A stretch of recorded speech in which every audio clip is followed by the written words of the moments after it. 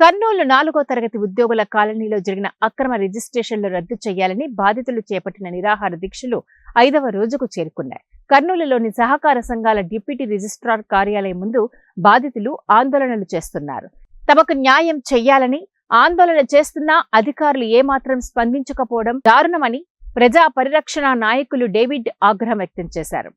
2014వ సంవత్సరంలో అప్పటి కలెక్టర్ సుదర్శన్ రెడ్డి సొసైటీలో అక్రమాలు జరిగాయని 100 ప్లాట్ల రిజిస్ట్రేషన్ రద్దు చేయాలని ఆదేశించినప్పటికీ ఇప్పటి వరకు అధికారులు స్పందించకపోవడం ఏంటని వారు ప్రశ్నించారు.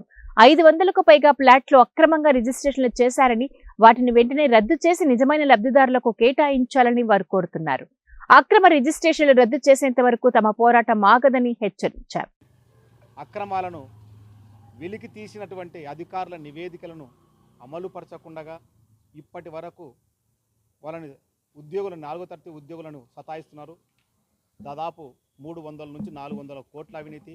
ఈరోజు మేము దీక్ష శనివారంతో మొదలు పెట్టుకుంటే మాకు 6 రోజులు అవుతుంది.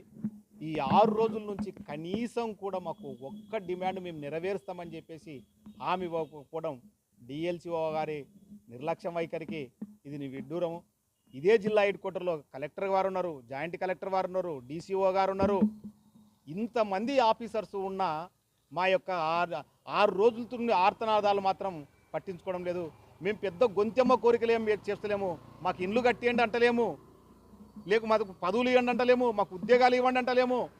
కేవలము అక్రమదారులపై చర్యలు తీసుకోండి, అక్రమ రిజిస్ట్రేషన్లను క్యాన్సల్ చేయండి.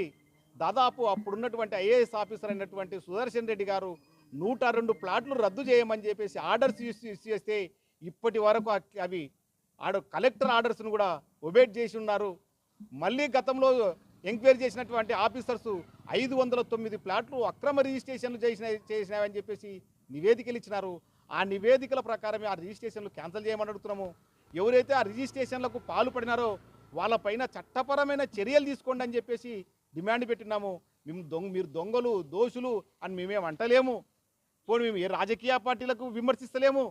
కేవలము మాకు జరిగినటువంటి అన్యాయాన్ని మాత్రమే గొంతెత్తుతున్నాము. మీ అధికారాన్ని మాత్రమే ఉపయోగించమంటున్నాము. మీ అధికారాన్ని ఉపయోగించండి.